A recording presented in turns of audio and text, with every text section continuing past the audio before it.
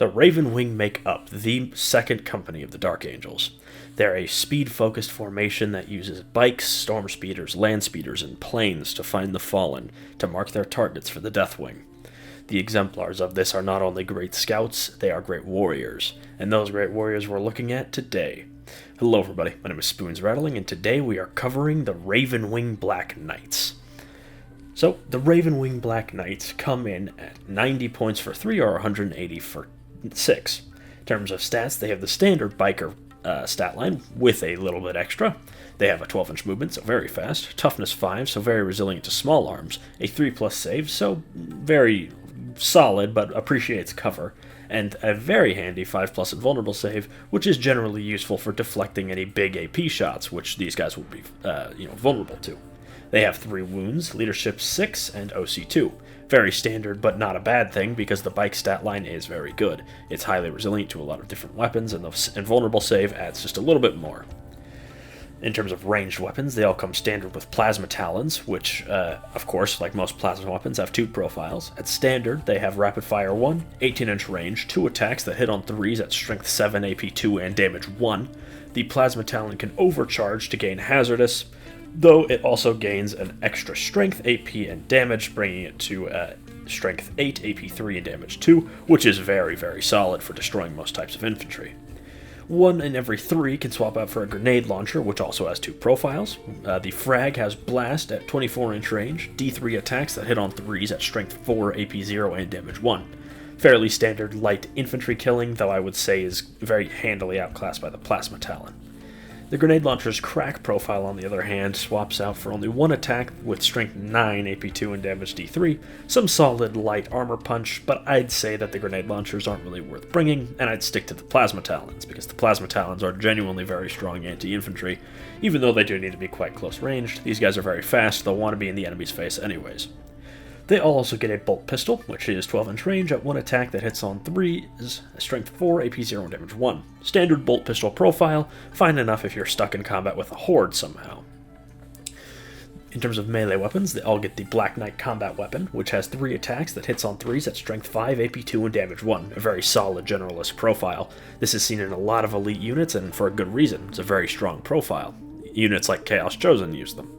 In terms of abilities, if this unit makes a charge, their melee weapons gain anti-monster and anti-vehicle 4+, which makes them shockingly effective against big vehicles and monsters. That also applies to any characters that attach to them, of course. This is, of course, very, very solid and helps them punch up against things that they would normally be very inefficient against without excessive buffs. In terms of their best uses, I'd say the Black Knights in general do have a lot of intrigue in their unit. They're fast, they're tough, and they hit pretty dang hard in melee. They're very good against infantry, and with their anti-keywords, they're very good against vehicles and monsters for that matter. They have a good blend of quality and quantity attacks, and as I mentioned earlier, there are some parallels between them and Chaos Chosen. Of course, these guys are a little tougher and move a little faster at the cost of, I believe, 5 points more. Of course, they are mainly melee focused, and whoever you attach to them, you should have that in mind, and I'd say easily the best one to attach to them is the Ravenwing Command Squad, which adds a champion, a standard bearer, and an apothecary, which buffs their damage, objective gain, and their durability, as they get to resurrect a model every turn. As well as increasing their melee damage, because all of them have their own melee weapons, and the champion has a really nasty melee weapons. And in general, I'd say, regardless of detachment, they are very solid. They'd be a good asset to any force just because of their speed and power. Their plasma talons are extremely effective against both light, medium, and, for the most part, heavy infantry, blending the perfect blend of high-quality attacks with a high quantity of attacks. Each of those plasma talons getting 3 shots at close range is going to give most Space Marines nightmares. While they will drop off slightly against toughness 3, again, they have 3 shots apiece, which is very, very solid. In terms of detachments, they're very at home in their own detachment, of course, enjoying to be able to fall back and freely, and advance and shoot freely.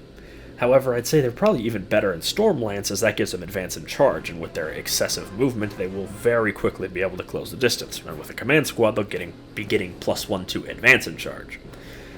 And their range damage, as I mentioned, is quite good, and the command squad, if you bring one, the apothecary can heal a model should it blow itself up from hazardous rolls. I think even aside from that, just having something this dangerous that can move really fast is useful to not only win in terms of alpha striking, but also in terms of objectives. Their speed and high OC means they're very good at taking objectives, and they'll be perfect in the new mission packs for doing objectives. While you will be losing out on their shooting or fighting, what they can do is in, say, the first 2 turns, they can charge into the depths of the enemy army, clearing out targets that they choose, and then they can go off to do their own thing later off in the game. I will certainly be running a big unit of them in my Terminator Heavy Force in Inner Circle Task Force, even though they don't benefit from that detachment. I still think they're very worth it, especially for a force focused on Terminators, like the ones I use. Same reason I run Chaos Bikers in Chaos.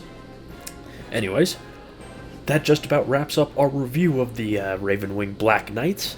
I have been, of course, Spoons Rattling. I hope you enjoyed this video. Make sure to like, comment, and subscribe, and tell me what you think of the sort of new format I'm trying out here. If you like it, if you dislike it, let me know down below, and I'll see you all next time.